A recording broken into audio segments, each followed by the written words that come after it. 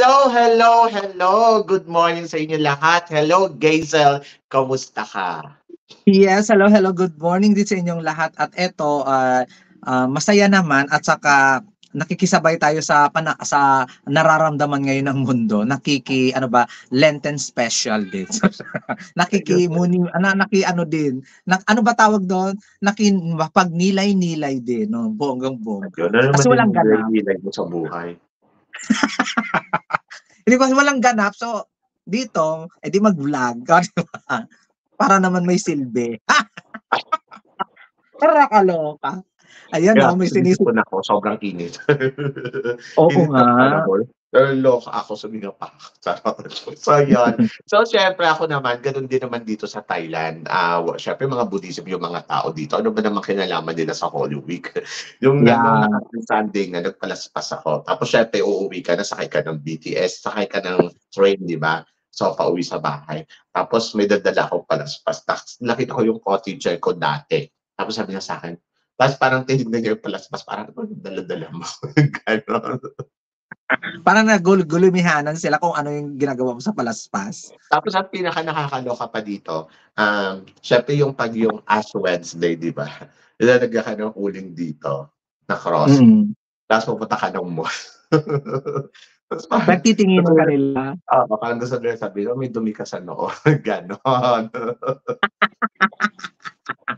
So, hindi kasi nila kultura yun. So, wala naman tayong karapatan na okrayin sila. Kumbaga parang, siyempre hindi naman nila maiintindihan yung kahit explain mo ng explain. Basta ang importante dito ay yung nasa puso mo. So, kung gaano mo kamahal ang Panginoon, kung ano yung nasa puso mo. Kasi hindi mo naman pwede sabihin, ano ba yan? Magnilay-nilay ka naman. Paano mo magdinilay-nilay? Kung yung mga tao naman dito nagpipiesta, yung mga gano'n. Kaya nga, depende kasi sa lugar din. Tsaka wag ninyong ipilit sa isang tao na kung ano yung ginagawa mo, ayun din yung gawin nila. O di ba? May kanya-kanya tayong mga paniniwala. Napanood ko yan doon sa doon sa sinabi mo na mature or maturity. Sabi mo, huwag mong ipilit yung gusto mo sa gusto ko. Ganon. Correct. Bawal. Kasi, di ba? Mahirap. Pero kung ang pinilit niya sa'yo, ang sarili niya. I-accept ko.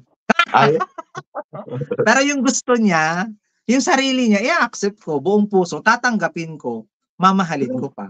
Pero kung yung ini-impose na yun yung gusto lang niya at hindi yung sarili niya, bahala siya sa buhay niya, may sarili akong gusto. Kamusta na kayo ni Jill? Naglolokohan pa din kayo? So far, so good.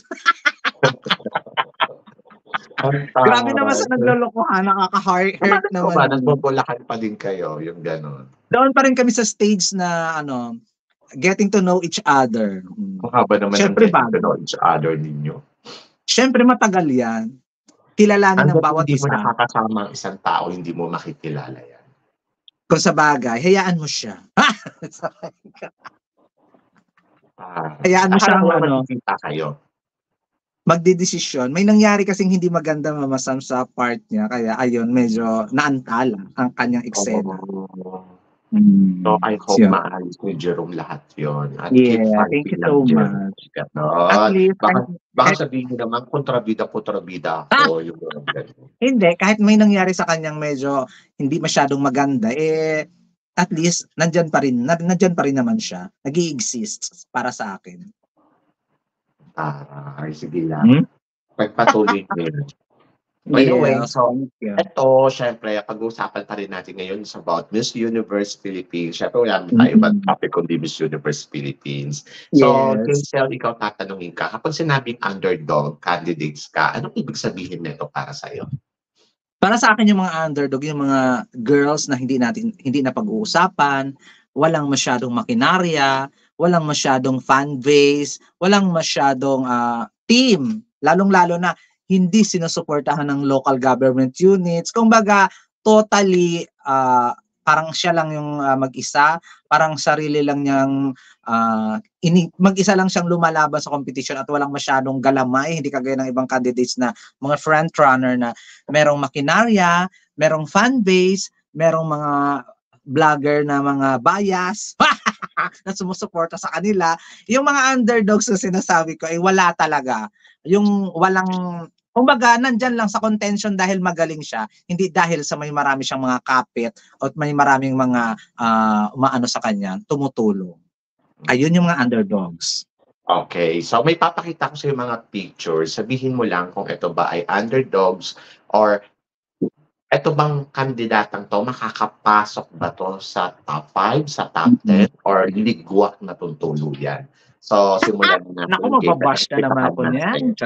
Hindi ka naman mababash. So, kilala naman nila kung paano ka magsalita. So, I think nila yun. Holy Friday ngayon. So, be nice and be good.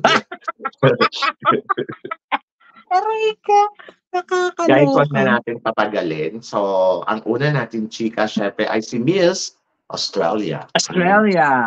Ito Mama Sam, parang sure semi-finalist talaga to para sa akin. Si Australia, yung beauty niya, yung beauty niya, yung quality ng kung anong meron sa pagkatao niya, yung backstory niya, yung styling niya, hit and miss, hindi masyadong bongga. Yung pasarela ganun din, hit and miss. Yung comb skills is very good. Yung stage presence medyo nung tawag dito nung press presentation ay okay naman. So far hindi ko pa nakikita. Tingnan natin sa mga susunod pang mga ano. Ang mukhang ang maganda din yung kanyang kwento na ino-offer. So dahil nasasabi ko na mukhang sure na siya sa semi-finalist ay mukhang lalaban talaga siya ng bonggang-bongga at possible na magiging top 10 siya. For me lang, pang top 10 sa Miss Universe Philippines. Top 10, nakikita mo bang tutong-tong to ng top 5? Ano siya, 50-50 Mama Sam, hindi possible. To the point na, possible. Kasi parang kung automatic top 5, no, wala akong nakikita at nararamdaman na ganyan sa kanya ngayon. Kasi wala pa akong nakikitang iba. Ang nakikita ko pa lang sa kanya, mga photos, mga story, mga her story video. So, yun pa lang, wala pa akong masyadong knowledge about kay Miss Kimberly Street. Kaya, possible top 10 tapos medyo 50-50 doon sa top 5 kasi nga medyo maraming bloodbath nga ngayon, medyo marami talagang possible na papasok sa top 5 na as expected. Hindi kagaya niya. So punta tayo kay Palawan. Dr. Raven Doctors. Okay, Palawan. Eto Mama Sam, hindi ko maintindihan yung feeling ko kung wala ba siyang experience or ano ba tawag dito, or kulang ba siya or bata pa siya, ganun. Kasi nga yung ipinapakita niya sa atin nung lalo na sa hair stories niya is very good. Nung nagpakita siya sa atin nung sashing ceremony sa Aces and Queen ay talagang nagpakita siya ng magandang communication skills. At doon siya nakilala talaga si Raven Doctors na isa sa mga matatalino sa kompetisyon.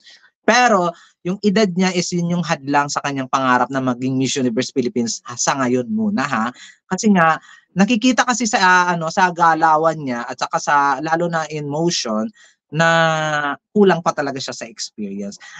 50-50 siya for sa top 10 tapos mukhang 50-50 din siya makapasok sa semi-finalist. Kailangan niya ng experience ng bonggang-bongga para malaman niya kung paano talaga ang kalakalan dito sa pageantry. Ako naman parang sa totoo lang, I'm a little bit afraid baka may autokuyo siya. Yeah, yun din. So parang 50-50 siya for the semifinals. But sa ngayon, syempre isa siya sa mga nakikipaglaro talaga sa competition.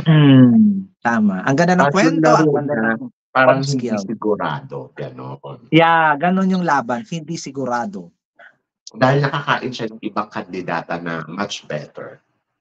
At saka yung yung experience na candidate, parang nasasapawan siya kasi nga hindi pa niya alam paano lumaglaro kasi nga 18 years old pa lang. Oo, maganda, matangkad, matalino, walang problema. Siguro hindi lang niya taon ngayon, maybe next year or next year, pwede siyang mag-compete hanggang 2035. Kasi bata. Leyte. Yes, si Miss Leyte. Ito si Miss Leyte, napansin ko na to nung press presentation, pero hindi siya pinag-uusapan ng mga ng mga friends nating mga vlogger. So baka sabi ko baka ako lang nakakapansin sa kanya. Tapos ang next na mga events at mga photos na nalabas, kumakabog talaga siya. Tapos when it comes sa communication skills, matalino yung lola mo, civil engineer.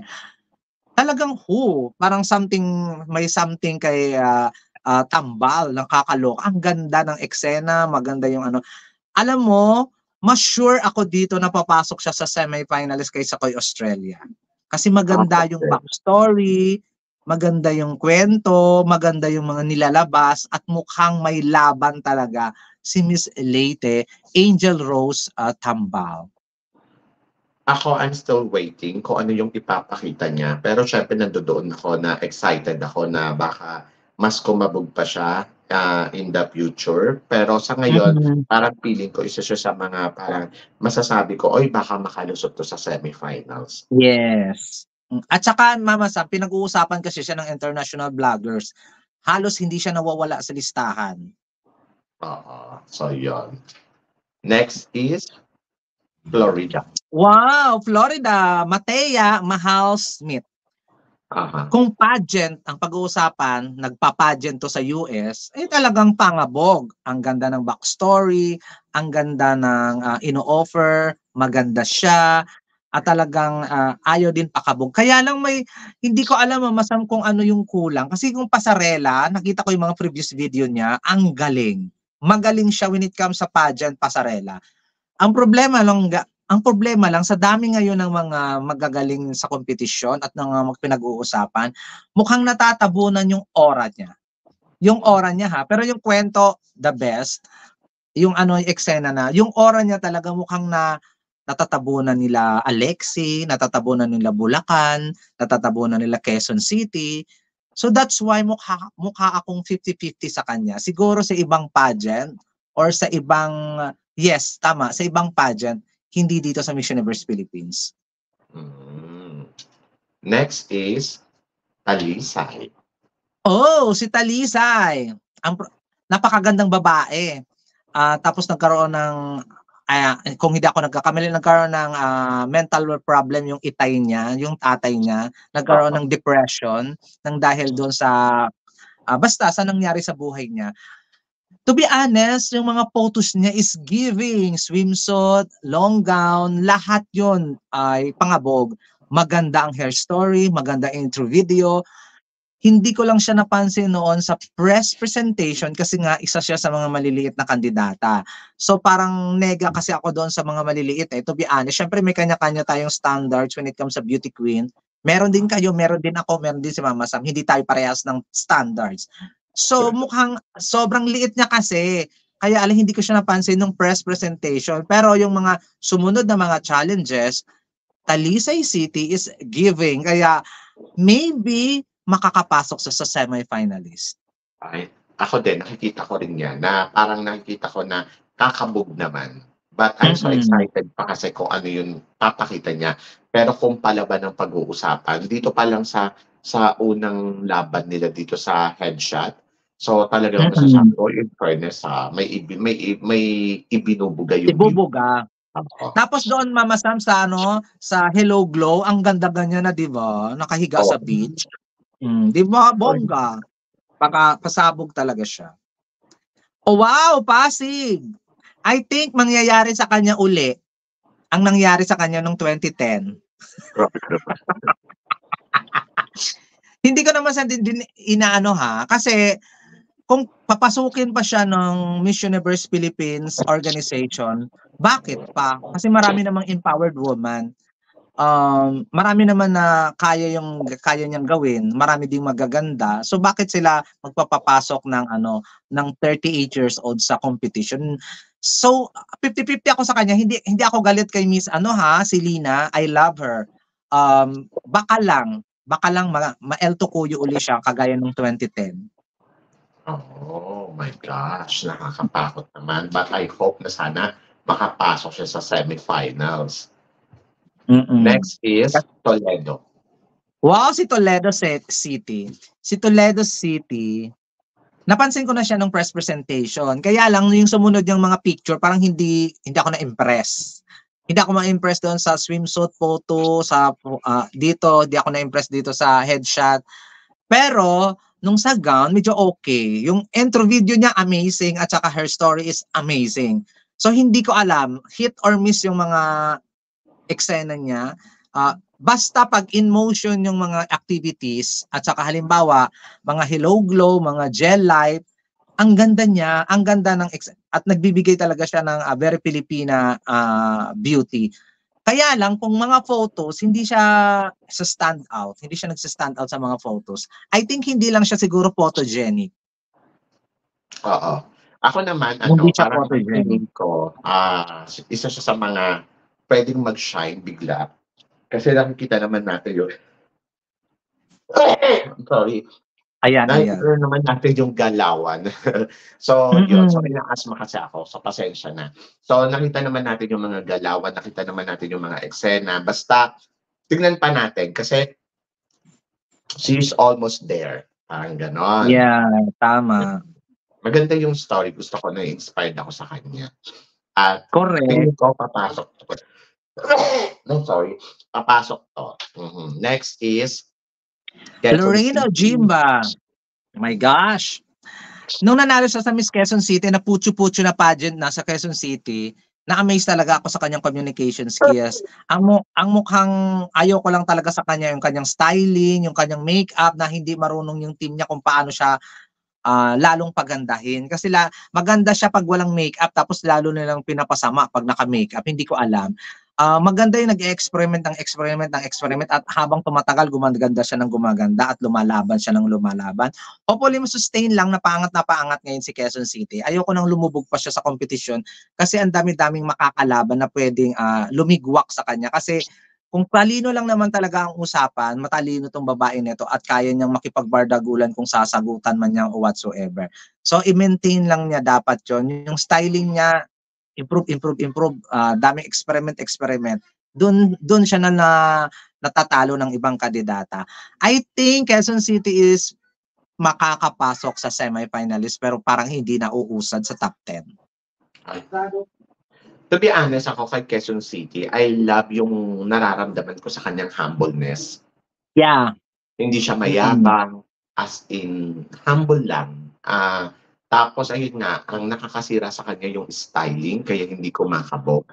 So, kung maganda ang styling nito, mas panalo. And then, natatalinuhan ako sa kanya. As in, yun talaga, ang taas ng respeto ko sa kanya. Pag the way kung paano siya magsalita, paano siya mag-deliver ng mga sinasabi niya, wala kang mararamdaman sa kanyang, yabang. Angas. Wala kang mararamdamang angas. Yes, I agree. So, parang feeling ko, papasok to sa semifinals. Yes, ako din. Papasok. Miss Zambales, Anita Rose Gomez. Nung in-announce na sasali siya, sabi ko, isa lang ito sa mga dagdag kandidata. Kasi nga naligwak sa Miss Earth. Pero nagkamali ako. Kinain ko lahat mga pinagsasabi ko kasi nga Anita Rose Gomez is giving. Mukha nga siya pa ang sisira sa mga prediction natin. Baka aabot pa yan ng 5 eh. Ganun yung vibe ko sa kanya ngayon kasi nga ang ganda-ganda niya, 'di ba? Dati sikat lang siya dahil maganda yung kanyang waistline. Pero ngayon, sikat siya at pinag-uusapan siya dahil maganda ang comm skills, maganda ang kwento, very humble, very authentic. That's why mukhang siya ang talagang malakas na ano ba sabi mo kanina? Yung mga dark horse o mga kakabog doon sa mga front runner. Ganon. So, ako naman, from the beginning, parang natutuwa ako sa mga ipinapakita niyang eksena. Doon pa lang sa yung unang-unang labas nila, parang sabi ko, ay, makakasabay. Tapos, ayun din, nasusurprise ko sa kanya. She's very humble kasi yung nakausap ko siya in backstage, talagang sobrang natuwa ako kasi parang ang simple-simple lang niya. Alam mo yun, ang simple lang. Tapos biglang, wow, andyan na siya. Biglang, alam mo yun, yung eksena, parang ang lakas Samantha Bernardo sa laban. Yes. Magaling. Magaling na babae. Bulacan! Isa din to, parang si Zambales. Noong umpisa, walay lang, gano'n. Parang deadma lang, sino ba 'tong Chelsea Manalo na 'to? Sumali lang 'to sa Miss World 2017. Parang gano'n lang yung vibe niya. Another returnees, gano'n. Pero, nung nakita natin yung beauty, nung nakita natin yung headshot, nung nakita natin yung communication skills, ay talagang lumalaban ng bonggang-bongga itong si Bulacan. Nung nakita na ayun, napanood natin yung kanyang intro and her story video, ay talagang inspirational din itong si Miss Bulacan. So, I think Masam, isa din 'to sa mga makakasira at possible na ito ang babasag sa ating top 5 or maybe top 10. Para sa akin, sure top 10 siya, so far. Magaling siya, when it Gusto ko comes sa yung beauty beauty. na ino-offer niya. Alam mo yun, Oo. yung parang ang charming ng dating. Yes, babaeng-babae, Gusto walang ko yung ganap sa eyes, buhay. gusto ko yung eye, gusto ko Yes, yung smile niya, nagko-connect yung mm. mata saka yung ngiti, ayun. Yung Ang kumbaga ganda. parang ang simple, hindi pilit, hindi natural yung lumalabas sa kanya, oo. Yes, Natural totoo. beauty, yung beauty na hindi mo kailangan ipilit Ipani kasi Oo, parang yung beauty na oo. hindi mo na kailangan ano, yung ebidensya, "Ayan oh, ebidensya yan oh." Oo. So, yung kumbaga 'pag inayusan siya, talagang gumaganda ng todo.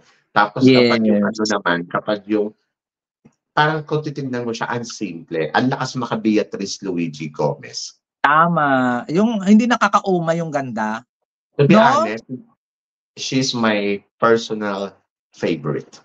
Ako din, hindi lang personal and ano ba tawag dito? Sentimental Sentimental. favorite. Mm. Yes, oo. So, I wish na sana manalo siya. Kung siya yung ipapadala sa Miss Universe, I think Walang na question matutuwa naman, hindi ko ako. naman Oo. ko-questionin. Kasi meron Matutuwa siyang ako. kakaibang beauty na parang amazing, gano'n. Yes, maganda yung ini-offer niya kasi, magandang kwento. Correct, and wish all the Ay, best. So, parang feeling ko papasok siya sa semifinals. correct, ako din, baka nga umabot pa yun ng top 5. But let's see. Ayan. So, yon. Sa mga naipakita ko na kandidata, magbigay ka ng 5. Sino ang winner sa'yo kung sakasakali? Zambales, Bulacan, oh my gosh, Talisay, parang sila lang Mamasam. Quezon City. Ayun. Zambales, Bulacan, Talisay, and Quezon City. 4 lang. 4 lang. Sino ang Wala na. winner? I think, oh my gosh, Zambales. No, Zambales. Bulacan. Ano ba? Parang last 2 sila. Okay. So, ako ang tatanungin mo, I love Toledo. Toledo, ipapasok ko siya sa top 5. Kung sa kanila lang ang pagpipilian ng 5 ha. Toledo, ipapasok sa top 5. Zambales, ipapasok ko ng top 5. Si Talisay, ipapasok ko ng top 5. Si Australia, papasok ko ng top 5. And then, of course, si Bulacan, ipapasok ko ng top 5. Sino ang magla-last two standing sa akin? I think I choose to Bulacan and Australia. And Bulacan then, yung winner. Si Bulacan yung winner sa akin. sino ang winner ko? I choose to Bulacan. Bulacan din yun sa akin. Zambales, Kasi Bulacan, parang pero feeling Bulacan ko, ako. complete package. She has a body, beauty, and brain. Yes. Yung alam mo yung may At ino-offer siya na international beauty. May ino-offer siya na pang-international beauty. May ino-offer siya na, alam mo yun, yung parang pag dinala mo siya sa international stage, parang kayang makipagsabayan kasi she look like parang supermodel. kakabog. She look like supermodel and then may height. And then, ang importante kasi sa akin yung may charming ka ba? Yes. Super And I charming. saw her charming talaga. Charming face na, oy, pwedeng mangabog sa iba, ganon. Kayang sumabay sa mga Latina, sa mga dark beauty or black beauty, so yun. Sa So, mga European, ganon. kasi may beauty na in-offer. So, Yes, ayun, tignan natin. Then, siguro mas maganda din sa kanya kapag tinrain mo siya. Mas maganda din siguro sa kanya kapag tinrain mo siya ng bonggang-bongga, na-train siya ng maayos, tapos nagawa ng styling na sobrang ganda, sobrang panalo. I think talaga kakabog siya. Yes. At sana may makinarya siyang may sasama sa kanya sa journey niya para ipanalo yung competition. Kasi potential talaga siya. Ang laki ng potential. Yes. Tapos ang gagawin kong first runner-up niya, syempre si Australia. Kasi sa Australia naman kasi, alam mo, bubbly yung personality. Tapos may height, may body. And then, of course, followed by Zambales.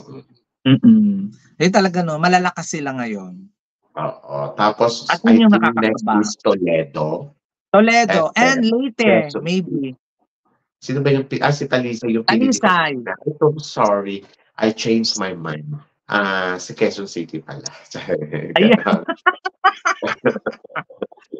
Si Quezon City, di ba? Marami silang malakas kaya hindi mo alam kung sino yung papasok eh. So anyway, so of course, maraming malalakas na talagang alam mo yon na na front runner, and then I hope na makasabay sila at makakabog sila ng bonggang-bongga doon sa mga kandidata na alam mo talaga magbibigay talaga ng best talaga, 'di ba? Dahil they are strongest. Oo. So yun. So syempre excited ako. Excited din ako sa ilalabas kong first hot pick. Ay, kailan ba yan? Abangan din yan sa Sabado. Then, March 30. And then abangan din nyo syempre ang live ko this coming Sunday ng umaga. Diba? So, sana sabayan natin yung mga vlogger na laging naka-live. Guluhin natin sila, maki-live din tayo sa kanila. So yun, syempre, abangan ninyo yung, syempre, meron akong live with RJ Ignacio, for sure. Yes. May live din ako with Docsed. With me. Kasi Docsed. Inaano kasi nila ako, ini-invite kasi nila ako. Maraming beses na. So, ayun. Di silang talaga yung mamasam ninyo. So, ngayon, schedule ko yon. So, abangan ninyo. Syempre, yung live ko, magiging everyday na. Kaya yung mga ex-senadora na live dyan. Parang ako lang. Hoy, ako ba pinaparinggan mo? Ikaw yun. Ikaw yun. Tumigil na. Pumwesto ka kung saan ka nakapwesto. Charot. Nakabwisit, aga-aga naka-live. Ako nga yun. Aray ko. Sino pa ba? Ikaw pa ba? So, ikaw lang naman yung dami ko nakikita naka-live dyan. Nakakaloka ka. Aray ko. Diba? Tapos magla-live ako. Sa gabi na nga ako magla-live. Naka-live pa din. Kumbaga yun na nakaka-live. Go lang. na nga ako mag-live, kayo na nga lang. Kakaloka kayo. Anyway, but thank you so much, Gaisel. Yes, masaya ako sa ginagawa mong pansisikap para sa channel mo. Keep going, and then always remember, Mama Sam is always here. Nasa beside mo. Naman. So, kung may mga question ka, kung may mga tanong lang na importante, lagi naman ako nandito naka-guide sa'yo. Alam mo yan. And then, of course, huwag kang magsawa na mag-guest sa channel ko. So, ikaw pa ba? I hope yung mga angel ko, nananawagan ako sa inyo, nasan ba kayo? Magsilabasan kayo. Buhay na si Jessar. Buhay na si Mars Jessar, di ba? Yeah. Kaloka. And then, of course, asahan ninyo makikipag-collab din ako sa mga ibang vloggers. So, yun. Yeah. Maraming salamat sa iyo, Gaisel. And then, don't forget to subscribe Gaisel Ortega channel. And then, of course, sa mga palabas niya na talaga namang walang sawa. Walang pahinga. Walang sawang live. So, yun. So, Gaisel, baka may gusto ka sabihin? Yes, thank you so much, Mama Sam. At syempre sa aking everyday live, minsan umaga, minsan tanghali, minsan gabi, minsan madaling araw. Go lang ako, basta may oras lang ako. Kahit inaantok na ako, push pa din. By the way, thank you so much, Mama Sam, kasi every time na may kailangan ako, may problema ako sa ating YouTube channel, may mga email na hindi ko naintindihan, ipasa ko lang sa'yo, ay nandyan ka laging rumiresback sa akin. Thank you so much, Mama Sam, na-appreciate ko talaga. Maraming salamat din sa inyo. Siyempre, don't forget to subscribe yung mga channel ni Mama Sam. Especially yung kanyang Facebook. Kailangan yung suportahan ng bonggang-bongga Bruce Sam, ang kanyang Mama Sam Vlog, ang kanyang Samsam TV na nakakaloka. Gusto ko talaga yung intro mo doon sa Samsam TV, nakaka-empowered. Tapos syempre, kung saan ako nang galing, Sam Bruce's Crown. I love you, Mama Sam. Thank you.